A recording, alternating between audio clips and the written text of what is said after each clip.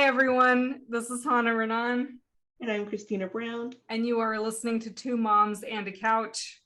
And we're actually, it's an interesting topic today. We're talking about being touched out or stressed out as a parent, which I think isn't unique to being a parent. It's something that happens to everyone. I just think as a parent, you have way more one on one interaction with people that aren't you all the time. And kids need parental attention a lot more than most adults. I say most. And so I think this is something that I struggle with a lot. I tend to skew more introverted, and I value alone time, which I don't get a whole lot of when I have as a mom, because kids are all they're always there. How about you, Christina? No, definitely. I think it's an important topic, and I'm definitely extremely introverted. So I love socializing, and I love people, but like you, I value alone time, and I very much need it as well. I am not my Mm-hmm. best if I don't get time to myself, and that's away from everyone, including my child, Yeah. who I do love, but Well, it's like, so hey. well, so how do you handle this? Because like you're a single parent. I have a partner. So I can like when it gets really bad, I can tell him, look, like I need an evening or I need a morning or I need like a couple hours. Can you take the kids? And if he says I can't, that's a whole different, a whole different discussion. But for you, like you don't have somebody that you can do that. And you're homeschooling on top of that. So you're with your kid all the time. Mhm. Yeah, so I think with current times, yeah, there's a lot of a lot of togetherness right now because we made that transition to homeschool. I Mm-hmm. work from home right now. It's summer vacation, so he is home. Um, but I did a lot of boundaries, or not a lot of boundaries, but I would talk about boundaries with my little one from as soon as he could understand. So that's maybe like 3, 4. We've been having like the boundaries conversation, and that's not just boundaries for mommy, but also boundaries for him too. Okay. Um, I think I'm, fortunate in that I think because of those conversations, my little one has become very self-aware as well. Hmm. And that's really where it all stems from. It's being self-aware, it's knowing what your needs are, and then being able to communicate them, and that's whether it's to your children or, otherwise. Um, Mm-hmm. I think that, as a single mom, it is, obviously a lot harder to get um alone time. But for me, alone time doesn't have to be like away from the house. Alone time can just be like, well, I need to be just alone in a part of the house for a little while. Or it could also be like, let's spend quality time together, but I'm going to do my thing and you're going to do your thing, and we're going to be right next to each other. Mm. And I actually very much enjoy doing that with my kiddo because I like that. yeah, like if we get in and talk about love languages, it's weird because I'm an introvert and I need my alone time, but one of my biggest love language, or my top love language, is quality time. So I Hmm. do need that time together. I do need connection. It's quality and time and acts of service are like pretty neck and neck, right? So Mm-hmm. do need to spend that time together, especially with my child. But you can be designing stuff on your iPad and doing things that make you happy and like share with me, like briefly, and I can be cranking out some work or letting myself watch a space documentary or whatever it is, like, and just be in the zone doing that. But we can be together, and for me, like, that's a beautiful reset time too. Mm-hmm. um Does your son share your, or does your kiddo share your love language? Like, do you know what his is? Yeah, so quality time is huge for my little one. So that's probably his top love language as well, as are gifts and words of affirmation. Hmm. So my little one definitely needs quality time, and he loves to talk. Like, he is a talker, but at the Yeah. same time, he is also somebody who needs his space. And like we have the type of relationship, and I strive to have this with everyone, not just my little one. Hmm. Again, I think it's really important to communicate. But we have this relationship where, if he doesn't feel like talking, and if I'm in a talking mood and I'm like, well, hey baby, like what's up? And then he's just not feeling it, he can just say, no, I'm not in the mood right now. And I'm like, all right, I'm out. Bye. And then same thing, like if he's coming in and he's like, really wants to like talk about something, then I can say, buddy, I know that that's really important. Mommy is not in the best headspace to listen or provide feedback right now. Can we please talk about it later? Because Hmm. mommy can't right now. And he's just like, okay, and there's no hard feelings. He doesn't feel like, oh, mommy doesn't want to listen to me. Mommy doesn't want to spend time with me. Right. Because, I've, again, it's taken, these years, but it's just having that open and honest communication. Right. It's also pretty interesting. There was this, I don't know if your kids have ever watched Bluey, that They show, haven't, they've read the books, but they haven't watched. the actual show. Well, I Yeah. think it's a cute little show. It's interesting. And my little one and I will have a lot of philosophical conversations based on some of the things that they do in that show. But one of Okay. them, in one of those shows, it was exactly what we're talking about. The mom just needed, 20 minutes. She wanted to go in her room and lay down, and she just needed 20 minutes for herself. And Bluey, or was it Bingo? I think it was Bluey, said, hey, like, I felt like you didn't want to be with me, or, didn't like me anymore. Hmm. And, it's very easy for children to feel that way if Yeah. we won't communicate. So then, afterward, she said, no, that's not it. Mommy just, has so much going on, and I just needed, a minute. And they were like, cool. But I think if we take a minute and communicate before just checking out, that'll also help with those, hurt feelings too. Yeah. It's really interesting that you say that. So I this is something I struggle with. So we don't do any kind of screens with our kids. That's just a choice we made early on, mostly because I know for me, when I watch television or a show, like number one, I zone out. My brain doesn't work the way it normally does. And number two, it's really easy for, I think, not just for me, but for people to get sucked in, right? Because I read somewhere that television and screens actually like make your brain work harder, because you're seeing in normal everyday life, we only interact in like one dimension. Like you have sight, like vision, you're seeing something and maybe you're hearing something. But in like television, you've got all, for kids especially, like they're using way more senses than they normally do in regular life, something like that. And so like that's just a decision we made. But I think um what that meant for me was I was overcompensating by doing stuff with them and like being their entertainment. Mm-hmm. Unfortunately, for better or for worse, right? Because like you want to spend time with your kids and stuff. But that also means, especially with my son, and it could just be his personality, but with my older one, he very much needs like mommy or daddy or somebody with him. Like he wants us with him. Mm-hmm. And I've had several conversations with him recently where he says, like, I never get to spend time with you, or I miss you. Which part of it is he really doesn't, because he's either at school or camp, because I'm at work for 8 to 9 hours out of a day.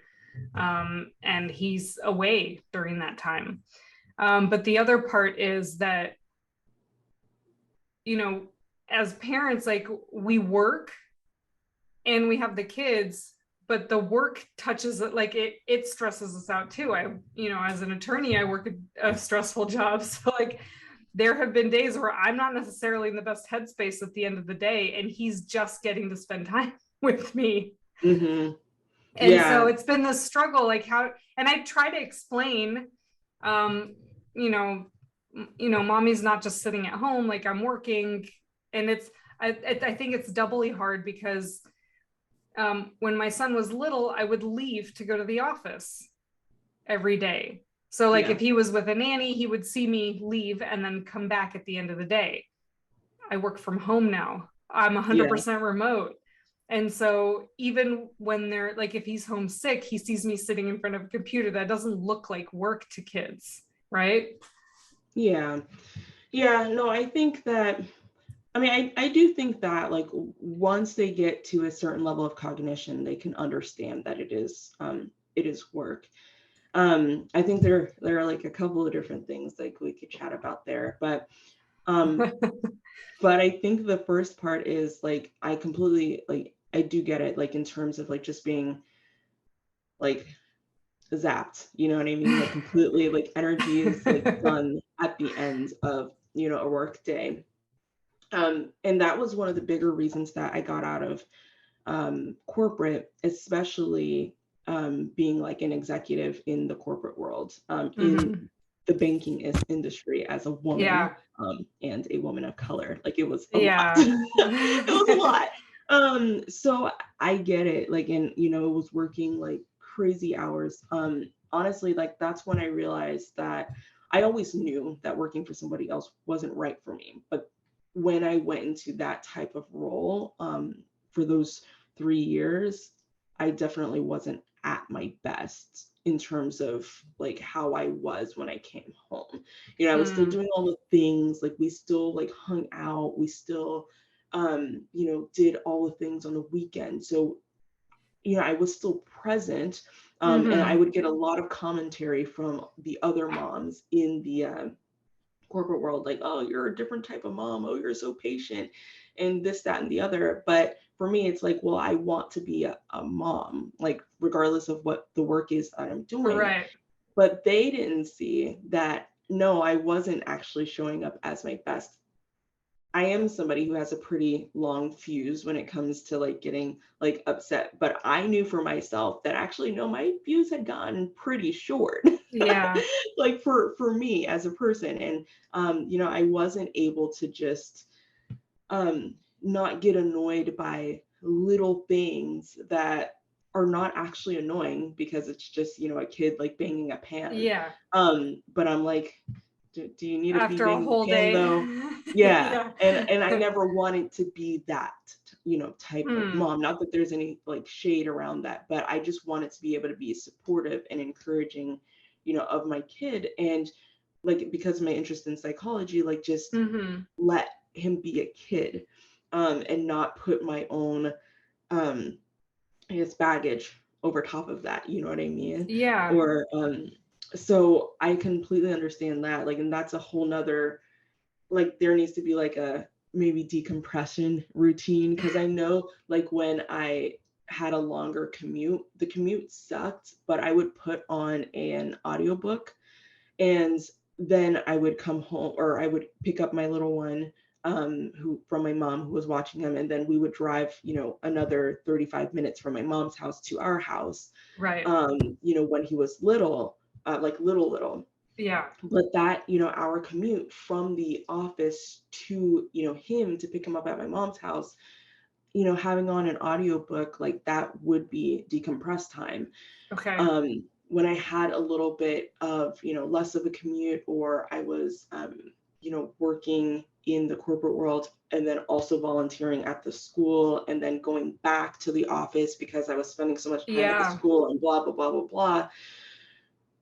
I think I had to just get super duper clear on like where my priorities were.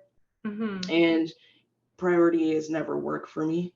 Even if I like love the work, and I like to work. I love to get stuff done. Yeah. And that's always helped me to be successful.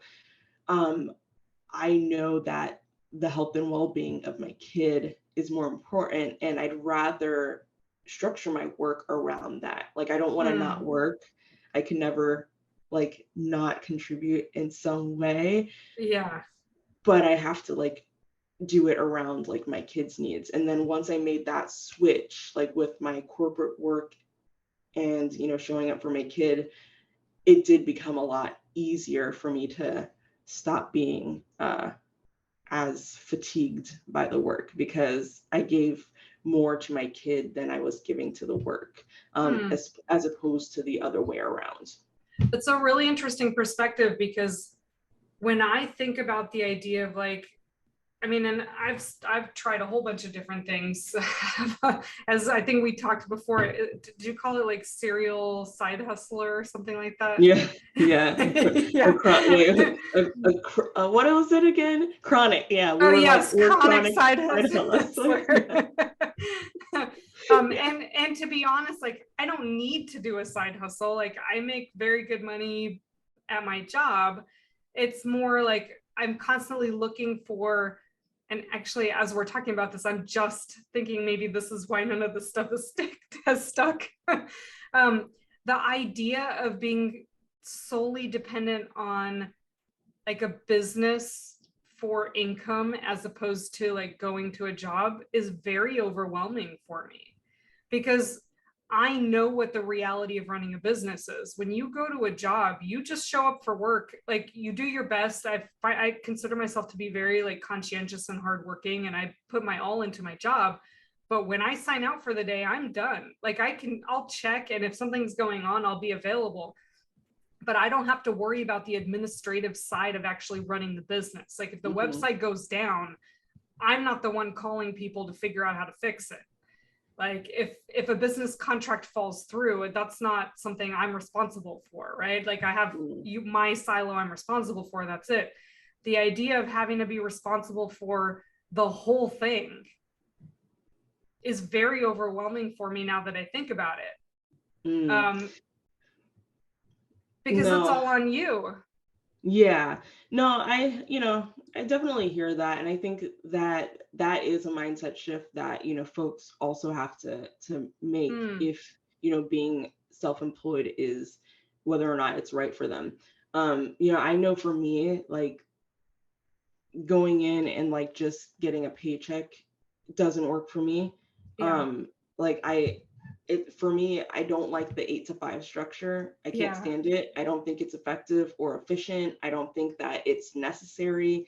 I like to just be able to work whenever I want to, and however that makes sense. It takes a bit more discipline, like when you're self-employed, Yeah. because you have to like, tell yourself to get things done. And I don't work less, I don't think, like now that I'm self-employed, I Right. just work differently. Yeah. On a different So schedule, basically. yeah, and that's to me what the power is of being self-employed. And there are, if I take on a consulting contract, there are contracts out there where, it's like, well, we want to, bill you for a day of your time, or like, 3 days a week. But essentially what they're looking for is, well, I want you to be pretty much a part-time employee in my job. And, those are an immediate no for me, Mm. because for me, it's more about like, no, I will not be chained to working 8 to 5, or really it's more like 7 to 6 or whatever it Right. is, because, commute time, or like getting ready, dropping off the kids, Yeah. what have you.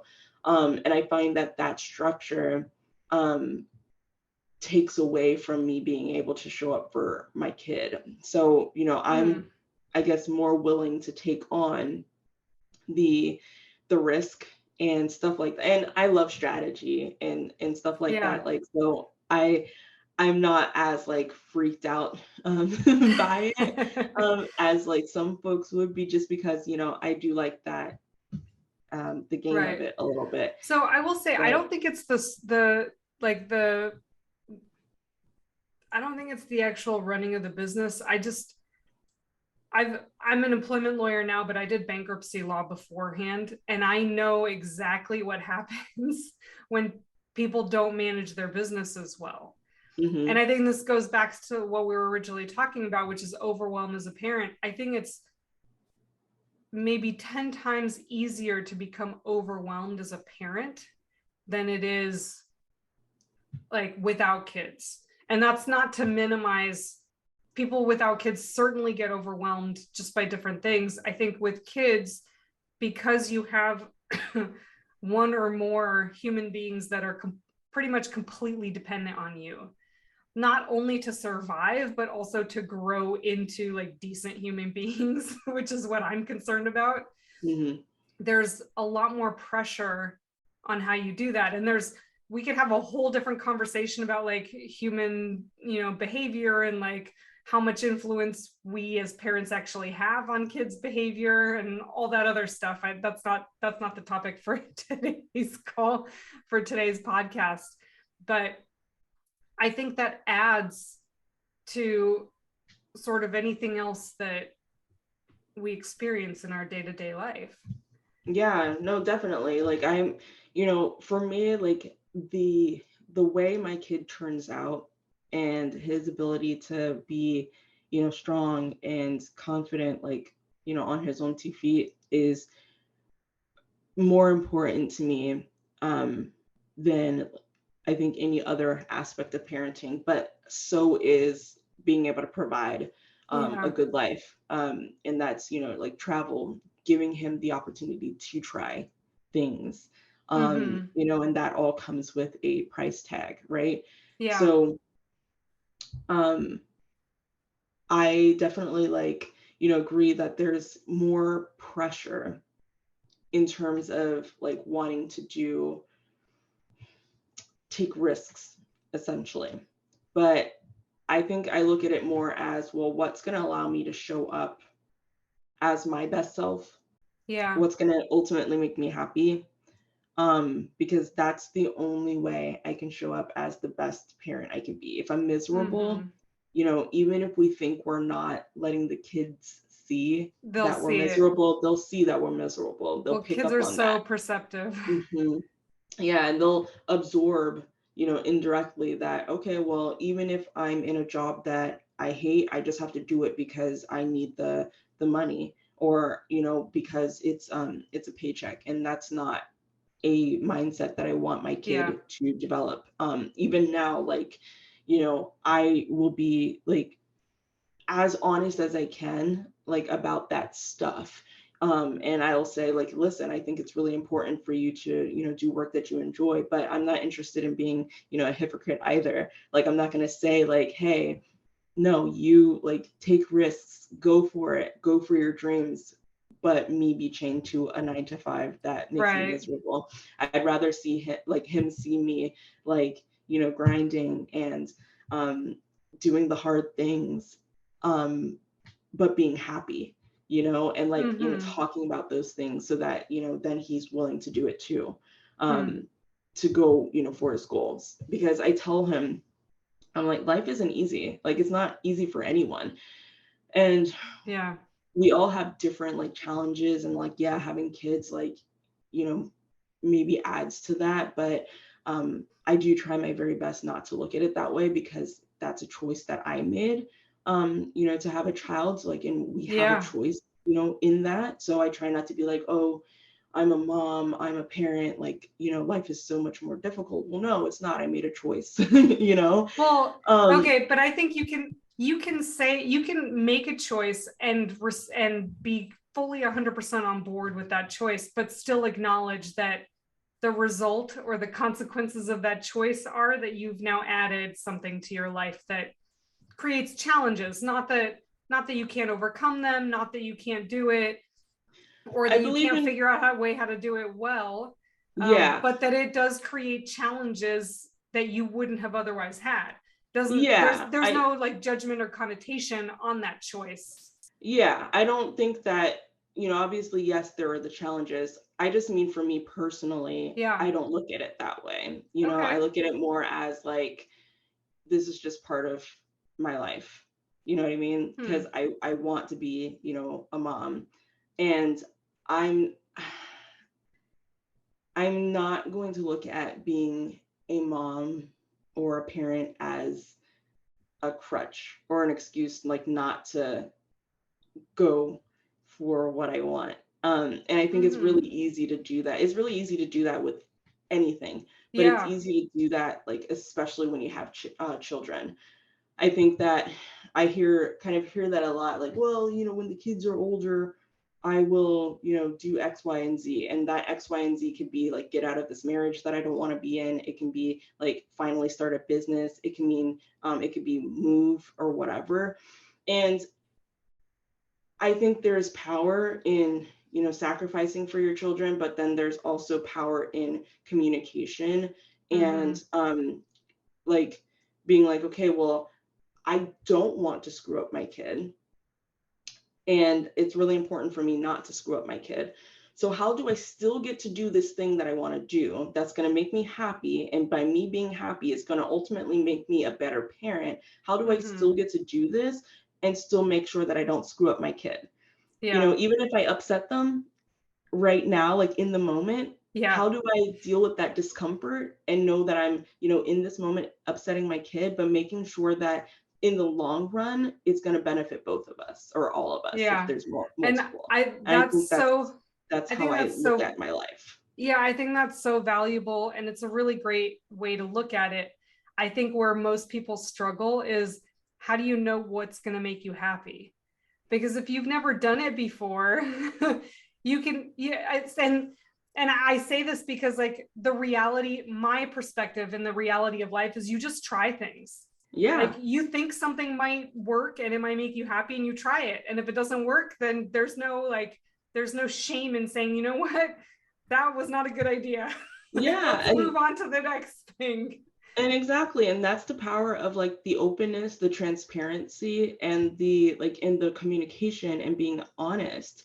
You know what I mean? Because that is like life is trial and error. There's a lot of introspection and stuff like that too. So you Mm-hmm. can dig in deep, you can try to understand yourself, you can pay attention to the circumstances that you're in right now and figure out Yeah. what's serving you and not.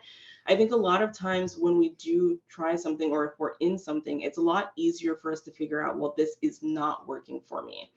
You know what I Right. mean? So let me try to figure out what is. And the trying to figure out what is going to work, that is the trial and error. But when you know there's something that is not working for you, I don't You have believe to in staying move stuck in on. that. Yeah, like I just think that's because where most of the people's kids. I think that's where most people get stuck is because Yes. the fear of trying something new that you don't know for sure is going to change anything is Yeah. really scary. And I think I Yeah. know like one of the things that, and I know we're getting close to time, but one of the things that I have always struggled with is I feel like I don't want to give up certain security that I have in certain things, but I'm still willing to try. That's where the like serial side hustling or chronic side hustling comes Yeah. in, because most people start a side hustle because they're hoping that that can turn into their main hustle. They're not Yeah. doing a side hustle just because they're trying to give themselves additional things to do in their lives. Yeah. They're trying to Yeah. figure out what can I set up that can replace this thing that isn't working for me? Not that I'm unhappy, but it's not quite working for Yeah. what like I need for my life. How do I set something else up? But then you're still tied to that thing that's not working for you, and you're sort of one foot in, one foot out. And that's what makes I think that's what makes side hustles so hard to get off the ground because you're never fully committed to them. Yeah, no, I definitely experienced that too, like when I was working in corporate. And that's when like I really just had to make that shift. Because I would always have this idea of like wanting to get back like or become self-employed and Yeah. work for myself, but I would find that I would be putting like a lot of effort and energy into the job, more so than my own goals. So I Yeah. definitely experienced that. But then it just has to be there has to be like a shift. You have to think about like, well, what are my real priorities? And that's when it's like, okay, well, for me, it's my kid. Mm-hmm. And if working corporate, which I already knew for me as a person, working corporate, didn't work. But when my kids started kindergarten and I'm like, well, I know what type of, mom I want to be. Yeah. And this is not working for me. And I already know I've been here like long enough. It's time for me to, get the heck out. Um, then it's like, well, I'm gonna put my energy into this thing. And It's just that it's really subtle, but it's like really important to be like, okay, well, this thing right now is funding my business, or this thing right now is like paying for my kid to, you know, whatever, insert Right. activity here. But that is all this is. And this other thing is the thing that's like more important.